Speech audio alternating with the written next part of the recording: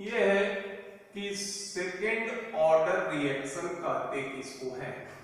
Second order reaction कहते हैं वैसी अभिक्रिया को जिसमें रिएक्टेंट के दो मोड रेट ऑफ रिएक्शन को प्रभावित करते हैं, वैसे रिएक्शन को नाम देंगे second order reaction.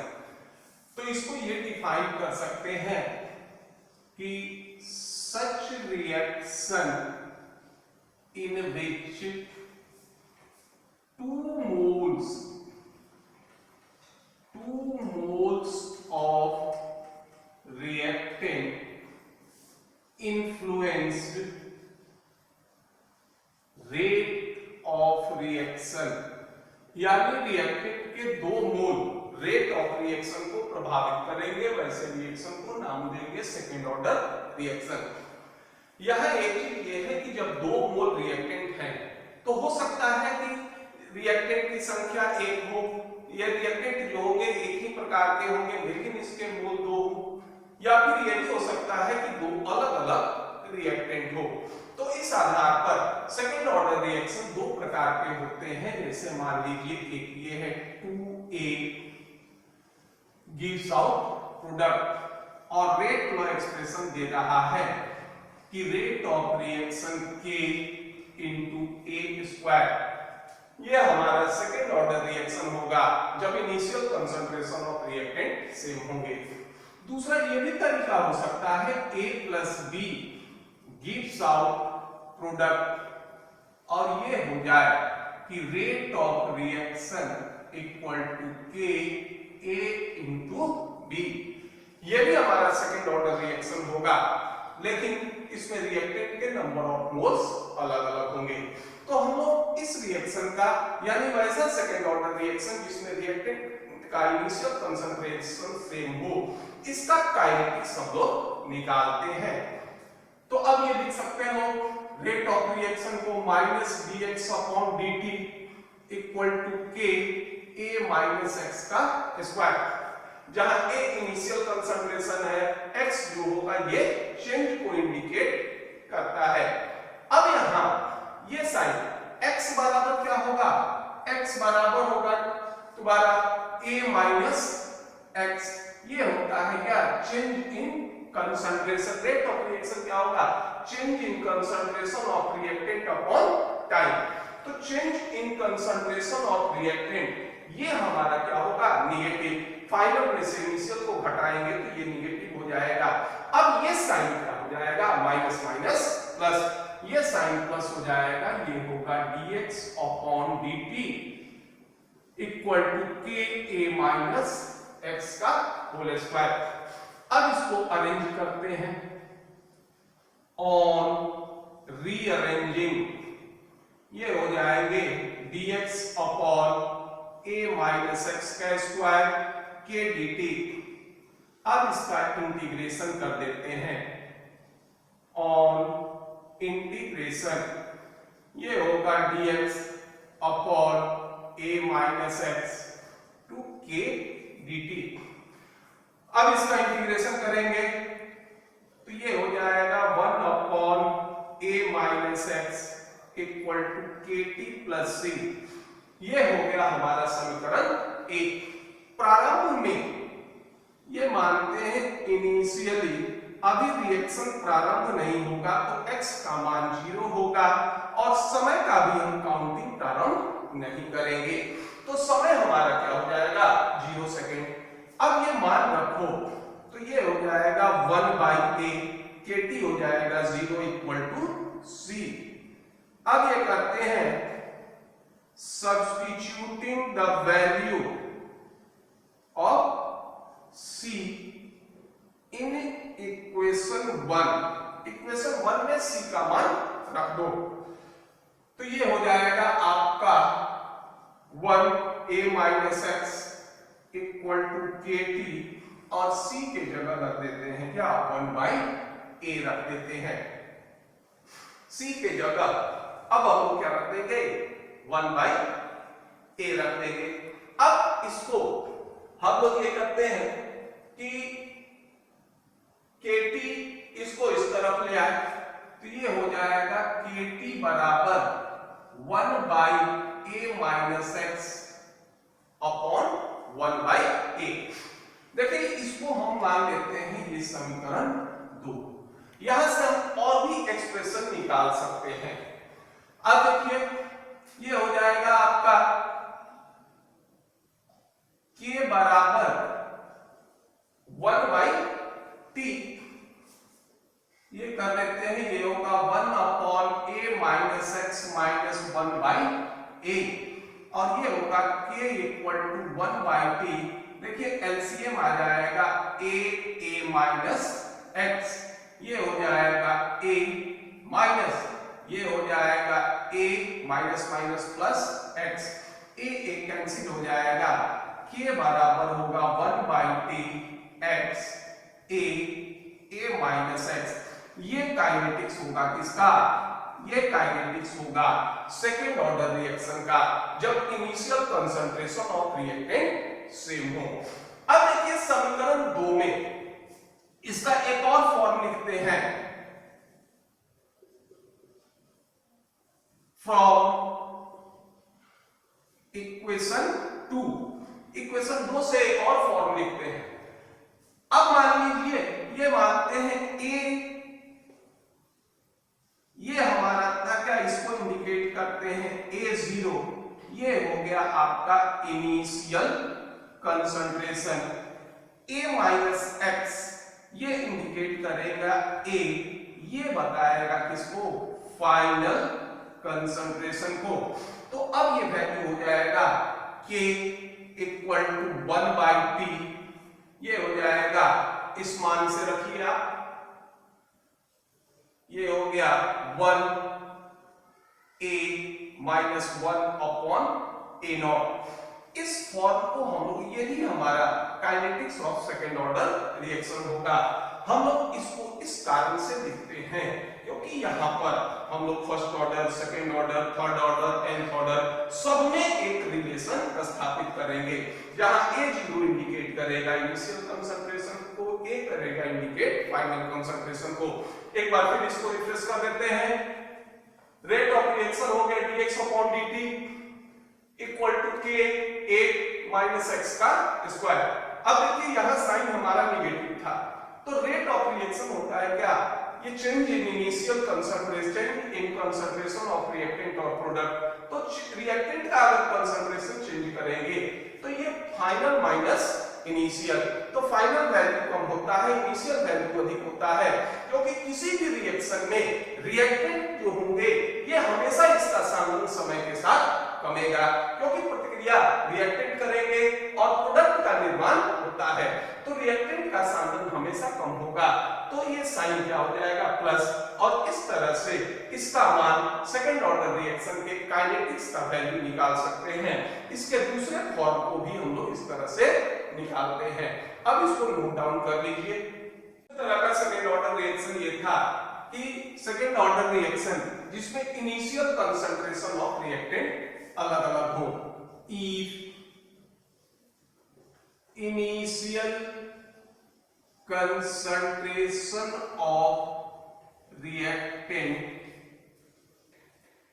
will be different, इसका हम लोग काइनेटिक्स नहीं निकालते, सीधा हम लोग क्या कर रहे हैं, सीधा इसका सूत्र लिख ले रहे हैं।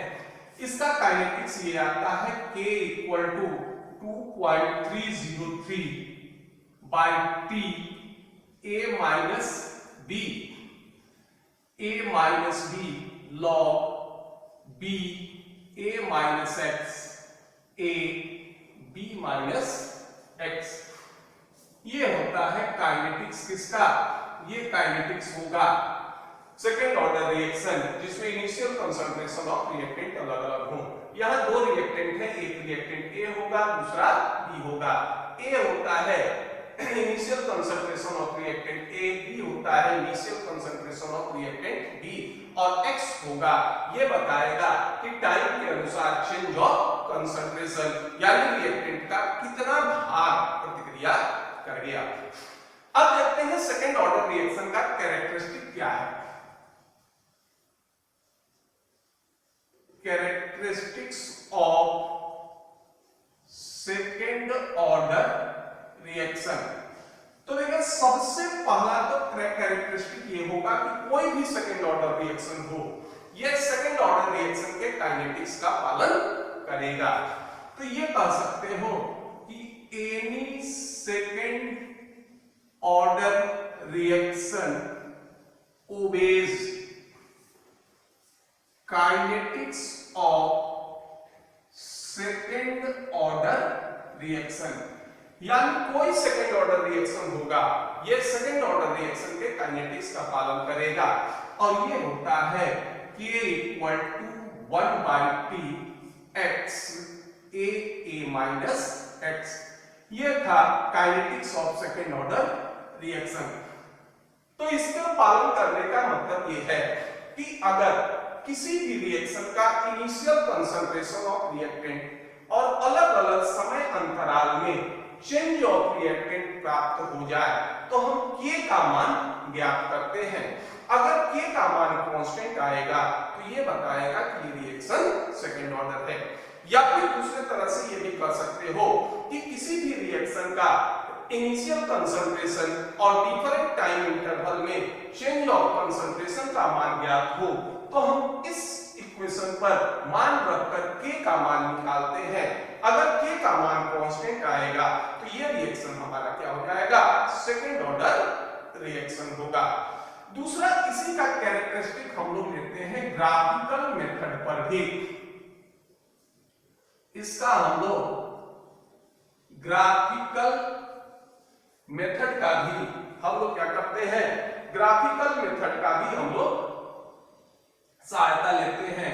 याद कीजिए हम लोग लिखे थे फ्रॉम इक्वेशन 2 था हमारा, याद कीजिए KT बराबर 1/a minus x minus 1/a। और इसी से इसको डिराइव किए थे, इसके पहले वाला स्टेप ये था। अब यहां एक चीज ये देखो, हम लोग ये कर रहे हैं कि इसको इस तरफ ले जाएं तो ये हो जाएगा क्या, या इसको इस तरफ छोड़ दो, KT plus 1/a equal to 1/a minus x। इसको ये लिख सकते हो 1/a minus x equal to KT plus 1/a। अब देखिए ये हो गया y, ये हो गया m, ये हो गया x और ये हो गया c। अब ये समीकरण कहां आ गया, y equal to mx plus c। ये इक्वेशन होता है किसका, ये इक्वेशन होगा स्ट्रेट लाइन का। तो अब अगर x एक्सिस पर टाइम, y एक्सिस पर 1/a माइनस x का ग्राफ खींचे तो ये हमारा क्या होगा, स्ट्रेट लाइन आएगा जिसका स्लोप पॉजिटिव होगा।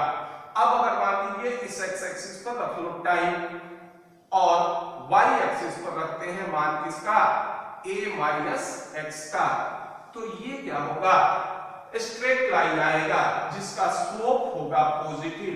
और ये स्लोप जो होंगे ये वैल्यू देंगे किसको, a को। और जहां ये y एक्सिस पर कटेगा ये बताएगा किसको, इंटरसेप्ट को बताएगा। ये हो जाएगा कितना, 1/a के बराबर हो जाएगा। तो इस तरह से अगर 1/a minus x versus time का ग्राफ स्ट्रेट लाइन आता है तो ये भी रिएक्शन हमारा क्या हो जाएगा, ये सेकेंड ऑर्डर रिएक्शन होगा। तीसरा इसका कैरेक्टरिस्टिक होगा जिसको नाम देते हैं half life period. Half life period को हम लोग पहले भी पढ़े थे कि वह समय जिसमें किसी रिएक्टेंट का सांद्रण आधा हो जाए या रिएक्शन 50% पूरा हो जाए उसको हम लोग नाम देते थे क्या, हाफ लाइफ पीरियड। तो ये इसमें आएगा कि half life period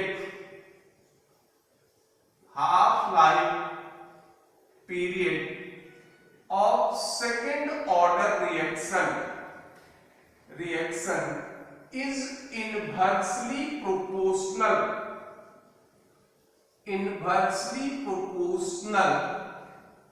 to initial concentration of reactant। ये इसका कैरेक्टरिस्टिक होगा कि सेकेंड ऑर्डर रिएक्शन का half life period initial concentration of reactant का उल्टा समानुपाती या इनवर्सली प्रोपोर्शनल होगा। अगर हम लोग इसको चाहें तो इसको प्रूफ भी कर सकते हैं। मान लीजिए k बराबर हो गया 1/t x a minus x। Half life के लिए a बराबर a, x बराबर आधा हो गया कितना a/2, यानी रिएक्टेंट का कंसंट्रेशन हाफ हो गया। t equal to t half.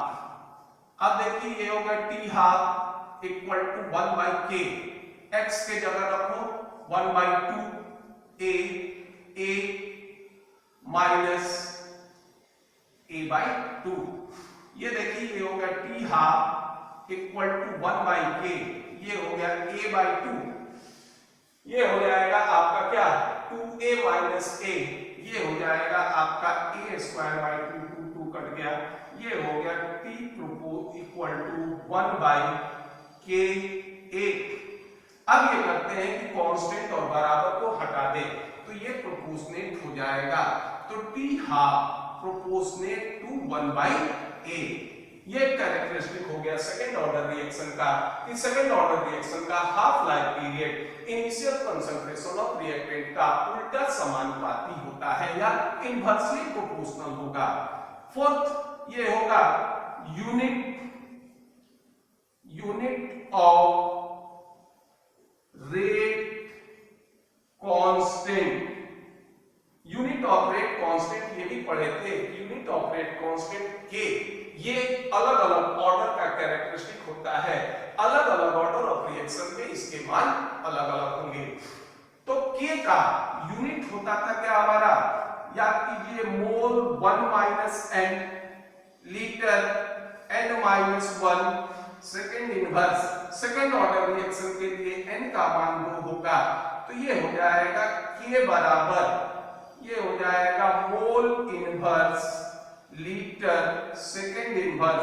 यानी अगर कोई सेकंड ऑर्डर रिएक्शन होता है तो इसके रेट कांस्टेंट या फिर वेलोसिटी कांस्टेंट का यूनिट होगा mole inverse litre second inverse, या ये भी कह सकते हैं कि जब रेट कांस्टेंट का unit mole inverse litre second inverse होता है तो ये रिएक्शन हमारा क्या हो जाएगा, सेकंड ऑर्डर रिएक्शन होगा।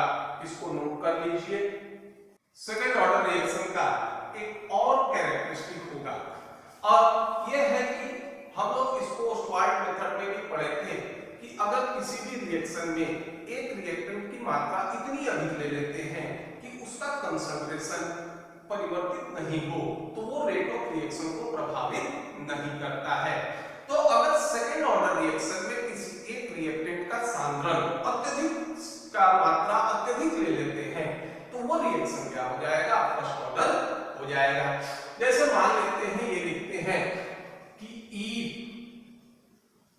one of the reactant is taken in excess in second order reaction, it becomes first order। ये जो होगा रिएक्शन क्या हो जाएगा, फर्स्ट ऑर्डर होगा, कि जिसका कंसंट्रेशन अत्यधिक होगा वो रेट ऑफ रिएक्शन को प्रभावित नहीं करेगा। हम लोग ये जानते हैं कि k बराबर होता है 2.303 by ta-x, ये होगा log b a-x ab-x। देखिए ये काइनेटिक्स किसका था, ये काइनेटिक्स हम लोग देखे थे, ये था सेकंड ऑर्डर रिएक्शन जब इनिशियल कंसंट्रेशन ऑफ रिएक्टेंट अलग अलग हो। यहां दो रिएक्टेंट है, एक है A और दूसरा है B। अब हम इसमें से एक को एक्सेस मात्रा में ले लेते हैं। A is an excess amount, A को हम एक्सेस अमाउंट में ले लेते हैं। सो B and X may be neglected with compare to A। चूंकि मात्रा काफी अधिक है, तो A के सापेक्ष B और X जो होंगे ये क्या होंगे, काफी कम होंगे। अतः इसकी तुलना में हम इसको नगण्य मान ले सकते हैं।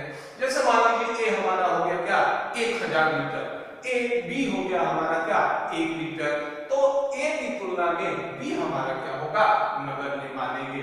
अब इस समीकरण का रूप देखिए, ये क्या हो जाता है, K बराबर 2.303, एक x हमारा नेगेटिव है तो a माइनस एक्स क्या हो जाएगा, a के बराबर, ये हो जाएगा कितना 80। अब देखिए log, ठीक है, अब फिर a माइनस एक्स कितना हो जाएगा, a के बराबर upon a b minus x, a cancel हो गया, ये होगा k equal to 2.303 80 log b minus x। अब यहां ये था कि a is in axis and axis, so its concentration does not change। a का मात्रा अत्यधिक था, इसलिए a का कंसंट्रेशन क्या होगा, चेंज नहीं होगा। अब ये फॉर्म हो जाएगा k equal to 2.303 by t log b upon b minus x, और ये हो जाएगा क्या, ये हो जाएगा आपका kinetics for first order reaction. तो ये कह सकते हैं कि यदि कोई सेकंड ऑर्डर रिएक्शन होगा, डिफरेंट कंसंट्रेशन ऑफ रिएक्टेंट, तो जिसमें दो रिएक्टेंट हो तो एक की मात्रा अगर हम अत्यधिक ले लेते हैं तो ये क्या हो जाएगा, फर्स्ट ऑर्डर रिएक्शन होगा। ये कैरेक्टरिस्टिक होते हैं किसके, सेकंड ऑर्डर रिएक्शन के। अब कुछ इंट्रोडक्शन हम लोग थर्ड ऑर्डर रिएक्शन का भी ले लेते हैं। तो जिस तरह से सेकंड ऑर्डर रिएक्शन कहे थे कि वैसी अभिक्रिया जिसमें रिएक्टेंट का दो मोल रेट ऑफ रिएक्शन को प्रभावित करता है उसको सेकंड ऑर्डर कहते हैं। तो इसको ये डिफाइन करोगे कि वैसी अभिक्रिया जिसमें रिएक्टेंट का 3 मोल रेट ऑफ रिएक्शन को प्रभावित करता है ये थर्ड ऑर्डर रिएक्शन होगा। तो ये कह सकते हो कि such reaction in which 3 moles in which 3 moles of reactant influenced rate of reaction, इसको नाम देंगे क्या, थर्ड ऑर्डर रिएक्शन। अब ये जो 3 मोल हुआ इसमें अलग अलग क्राइटेरिया हो सकता है कि रिएक्टेंट की संख्या 1 हो और मोल कितना हो जाए 3, हो सकता है कि दो रिएक्टेंट हो, एक का 2 मोल हो दूसरे का 1 मोल, या फिर यही संभावना हो सकता है कि number of moles of reactant ये होंगे 3 रिएक्टेंट हो और तीनों का नंबर ऑफ मोल्स 1 हो, और तीनों तरह के रिएक्शन हमारे क्या होंगे, थर्ड ऑर्डर रिएक्शन होंगे। जैसे मान लीजिए ये हो गया 3A gives out product, और ये हो जाए कि rate of reaction is equal to Ka to the power 3। ये एक टाइप होगा हमारा थर्ड ऑर्डर रिएक्शन का। हम लोग आगे जो कैरेक्टरिस्टिक या एक्सप्रेशन पढ़ेंगे या जो रेट काइनेटिक्स पढ़ेंगे वो सिर्फ इसके लिए पढ़ेंगे, क्योंकि ये हमारे कोर्स ऑफ स्टडी में नहीं है इसलिए इसका डिटरमिनेशन नहीं करेंगे, डायरेक्ट थर्ड ऑर्डर रिएक्शन का काइनेटिक्स हम लोग यूज करेंगे। दूसरा ये भी हो सकता है 2A plus B gives out product, तो यहां ये हो जाए कि rate of reaction equal to K A square B, ये भी हमारा थर्ड ऑर्डर होगा। मान लीजिए तीसरा होगा A plus B plus C gives out product, और ये हो जाए कि rate of reaction equal to K A into B into C, तो ये भी होगा, ये हमारा क्या होगा, थर्ड ऑर्डर रिएक्शन होगा। ये तीनों टाइप के रिएक्शन क्या होंगे, ये थर्ड ऑर्डर रिएक्शन होंगे। अब इसका हम लोग काइनेटिक्स सिर्फ इसके लिए लेंगे जब इनिशियल कंसंट्रेशन ऑफ रिएक्टेंट क्या हो, समान हो। तो इसका फॉर्म होता है k बराबर 1/t, ये हो जाएगा x अपॉन 2a², यहां हो जाएगा 2a माइनस x, और ये हो जाएगा a माइनस x²। ये होगा k बराबर 1/t x upon 2a², 2a minus x upon a minus x²। ये होता है kinetics of third order reaction. इसको हम दूसरे तरह से भी जो होगा ये लिखते हैं, k बराबर ये होगा 1/2t, फिर ये हो जाएगा 1/a माइनस x का स्क्वायर माइनस 1/a²।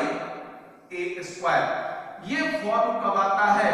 जब हम लोग रेट लॉ का इंटीग्रेशन करते हैं और इंटीग्रेशन कांस्टेंट c का मान रखते हैं, तब ये वैल्यू आता है।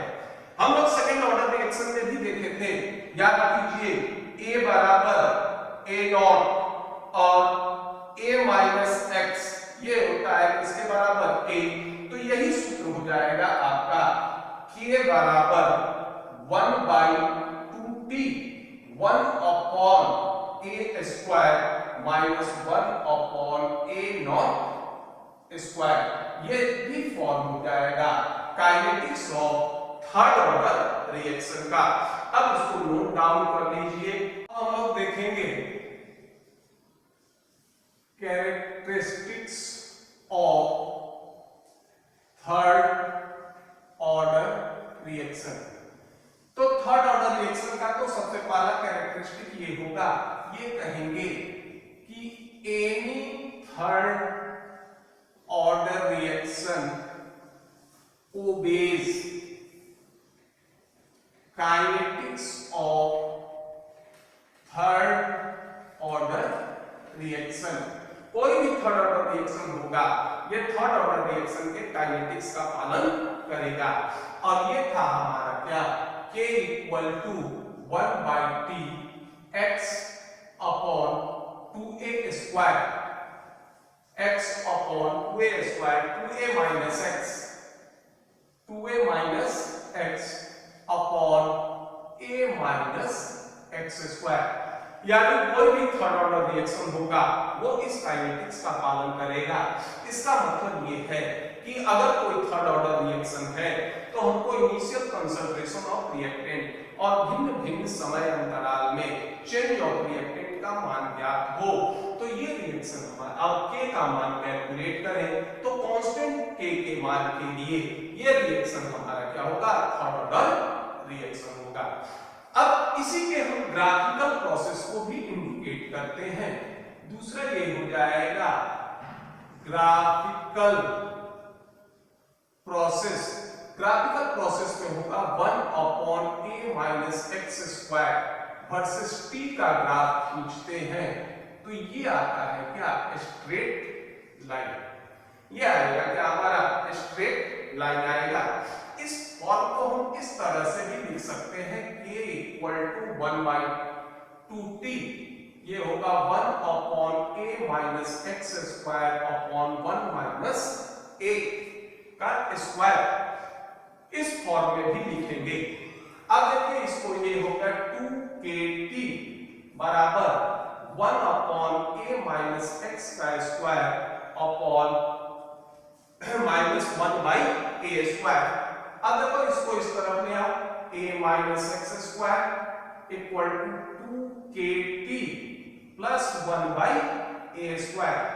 ये हो गया y m x और c। अब ये straight line equation y equal to mx plus c पर आ गया। यानी x एक्सिस पर अगर हम समय रखें और y एक्सिस पर 1/a माइनस x² रखें तो ये ग्राफ हमारा स्ट्रेट लाइन आएगा। ये हो गया x एक्सिस पर हमने ले लिया टाइम, y एक्सिस पर लिया क्या, a माइनस x²। ये हमारा क्या था, स्ट्रेट लाइन इक्वेशन था। और इसका ग्राफ अगर हम खींचे तो ये इस तरह से आएगा। ये बताएगा जहां y एक्सिस पर कटेगा ये होगा इंटरसेप्ट 1/a², इसका स्लोप होगा पॉजिटिव, जो वैल्यू देगा किसको 2k के मान को इंडिकेट करेगा। तीसरा इसकी विशेषता हम लोग ये देखेंगे, ये कहेंगे half life period. Half life period, तो इसका half life period third order reaction का ये कह सकते हो कि half life period of third order reaction is inversely proportional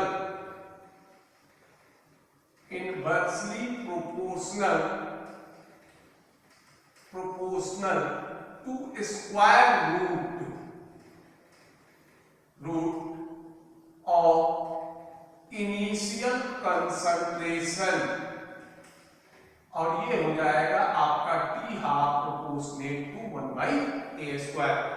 third order reaction होगा तो इसका half life period initial concentration के स्क्वायर का इनवर्सली प्रोपोर्शनल होगा। यह भी इसकी कैरेक्टरिस्टिक होगी। और चौथा इसका कैरेक्टरिस्टिक ये ले लेते हैं, ये होगा क्या यूनिट ऑफ के और रेट कांस्टेंट। हम लोग प्रारंभ से ही देखे हैं कि यूनिट ऑफ के या रेट कांस्टेंट ये डिफरेंट ऑर्डर ऑफ रिएक्शन का कैरेक्टरिस्टिक होता था। याद कीजिए के बराबर आता था क्या मोल 1 - n litre n-1 second inverse. अब ये जो यूनिट था ये निर्भर करता है इस पर n पर। n हमारा ऑर्डर ऑफ रिएक्शन है, थर्ड ऑर्डर के लिए n का मान हमारा क्या हो जाएगा 3 हो जाएगा।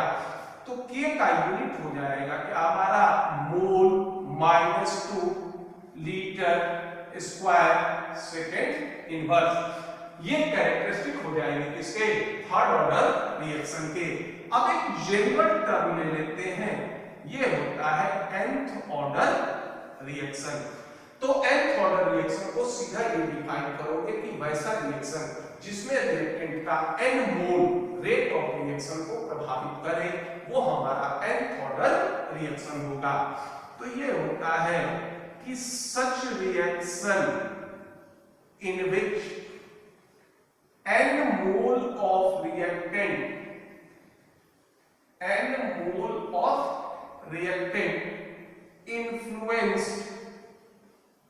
influenced rate of reaction. Such reaction is nth order reaction, और ये होता है हमारा nth ऑर्डर रिएक्शन। इसको रिप्रेजेंट किस तरह से करते हैं, Na gives out प्रोडक्ट, और ये हो जाएगा rate of reaction equal to k a⁴n। अब इसके लिए हम लोग nth ऑर्डर का काइनेटिक्स लिखते हैं, तो ये काइनेटिक्स होगा k बराबर 1/t n-1। ये हो जाएगा 1/a n-1 माइनस 1/a, ये हो जाएगा क्या आपका n-1, इसके बराबर हो जाएगा। ये काइनेटिक्स होगा किसका nth ऑर्डर का। अब जरा हम इससे रिलेशन देख लेते हैं, कुछ पार्ट इसका हम लोग मिटा रहे हैं। अब एक जनरल टर्म हमने लिखा, सिर्फ इसको छोड़ देते हैं। हमने फर्स्ट ऑर्डर रिएक्शन भी पढ़ा, हमने सेकेंड ऑर्डर रिएक्शन भी पढ़ा, हमने थर्ड ऑर्डर रिएक्शन भी पढ़ा, और हमने nth ऑर्डर रिएक्शन भी पढ़ा। ये देखो, अगर हम यहां n का मान 2 रख दें तो ये क्या हो जाएगा 2 - 1 1 हो जाएगा। if n = 2 तो ये होगा k बराबर 1/t, ठीक है, ये होगा 1/a माइनस 1/a0। देखिए ये भी काइनेटिक्स हमारा क्या था, सेकेंड ऑर्डर का ही काइनेटिक्स था। अगर मान लीजिए n का मान 3 रख लें तो n बराबर 3, तो k बराबर होगा 1/2t, 1 upon a square minus 1 upon a not का स्क्वायर। ये भी क्या होगा, थर्ड ऑर्डर में। अब मान लीजिए हम इसका ग्राफ प्लॉट करें तो देखो इसको हम लिख सकते हैं कि t बराबर 1/a माइनस 1/a नॉट, ठीक है। अब ये होगा 1/a equal to kt plus 1/a naught. देखिए ये हो गया y, ये हो गया m, ये हो गया x, ये हो गया c। अब आप इसका ग्राफ खींचो, ये था टाइम, ये था क्या 1 अपॉन a, इसका ग्राफ आ गया था, ये हमारा इंटरसेप्ट था 1 अपॉन a0 और k का मान देता था t, ये हो गया सेकंड ऑर्डर। ठीक, हमने जो ग्राफ खींचा था वहां पर हमने ये इंडिकेट किया था a बराबर a नॉट और a माइनस x बराबर था किसके, a के। अब जरा सेकंड ऑर्डर में देखिए, ये ग्राफ आपका क्या था a माइनस x और ये क्या था 1/a के बराबर। ठीक, अब जरा थर्ड ऑर्डर पर चलो, सेम चलेगा। मान लीजिए 1 अपॉन, ठीक है, a के स्क्वायर और ये होगा टाइम। इसके मध्य अगर आपने ग्राफ खींचा तो ये देखिए स्लोप दे देगा क्या, पॉजिटिव ये देगा किसको, 2k के मान को इंडिकेट करेगा और ये जो इंटरसेप्ट था ये इंटरसेप्ट इंडिकेट करेगा किसको, a0 को इंडिकेट करेगा।